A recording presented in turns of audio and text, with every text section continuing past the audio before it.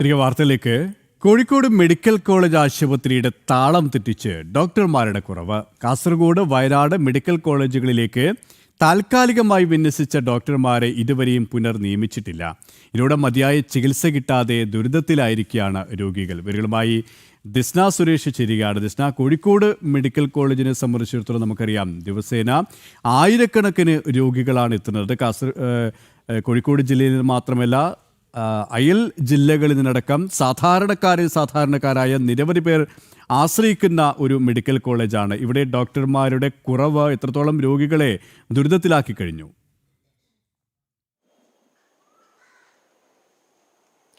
തീർച്ചയായും K P, national medical കമ്മീഷന്റെ പരിശോധനയ്ക്ക് മുന്നോടിയായാണ് ഇത്തരത്തിൽ താൽക്കാലികമായി കോഴിക്കോട് മെഡിക്കൽ കോളേജിൽ നിന്ന് ഡോക്ടർമാരെ പുനർവിന്യസിപ്പിച്ചിട്ടുള്ളത്.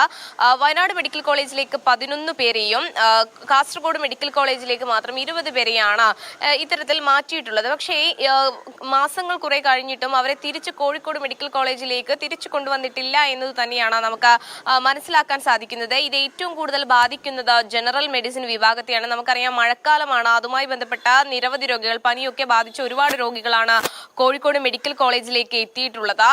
അതുകൊണ്ട് തന്നെ ഇത് സാധാരണക്കാരായ ആളുകളെ വലിയ രീതിയിൽ ബാധിക്കുന്നു എന്നൊരു പരാതിയാണ് നിലവിൽ ഉയർന്നു വന്നിട്ടുള്ളത്. നമുക്കറിയാം, ഈ CPM ഒക്കെ തന്നെയും കോഴിക്കോട് മെഡിക്കൽ കോളേജിനെ സംരക്ഷിക്കാനുള്ള ഒരു ശ്രമം, സംരക്ഷണ ജാഥയൊക്കെ നടത്തിയത് നമ്മൾ കണ്ടതാണ്.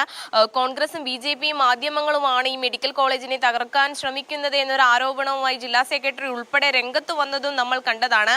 പക്ഷേ ഇത്തരത്തിൽ രോഗികൾ വലിയൊരു, അതായത് ബുദ്ധിമുട്ടിലേക്ക് മാറുന്നു എന്ന് തന്നെ നമുക്ക് പറയാൻ സാധിക്കും. ഇതിൽ ഏറ്റവും കൂടുതൽ ദുരിതം അനുഭവിക്കുന്നതും ഡോക്ടർമാർ തന്നെയാണ്. PG ഡോക്ടർമാർ ഇത് സംബന്ധിച്ച് സമരമൊക്കെ നടത്തിയത് നമ്മൾ കഴിഞ്ഞ ദിവസങ്ങളിൽ കണ്ടതാണ്. അവർക്കും അമിത ജോലിഭാരമാണ്. അവർക്കും നിലവിൽ വരുന്ന പേഷ്യന്റിനെ നോക്കേണ്ടി വരുന്നു, അവർക്ക് വേണ്ടി കൂടുതൽ സമയം ചിലവഴിക്കേണ്ടി വരുന്നു എന്നൊരു പരാതിയാണ് ഡോക്ടർമാരുടെ ഭാഗത്തു നിന്നും ഉയർന്നു വരുന്നത്. എന്തുകൊണ്ടാണ് ഈ ഡോക്ടർമാരെ തിരികെ കൊണ്ടുവരാത്തത് എന്നൊരു ചോദ്യമാണ് ഇപ്പോൾ ഉയർന്നു വരുന്നത്. സാധാരണക്കാരായ രോഗികൾ മണിക്കൂറുകളോളം ക്യൂ നിൽക്കേണ്ട ഒരു അവസ്ഥയിലേക്കും ഈ സാഹചര്യം മാറുകയാണ്. എന്തായാലും ഇതിന് ഉടനടി പരിഹാരം കാണണമെന്ന ആവശ്യമാണ് ഉയർന്നു വന്നിട്ടുള്ളത്. KP, ദിസ്നയാണ് കോഴിക്കോട് നിന്നും വിവരങ്ങൾ നൽകിയത്.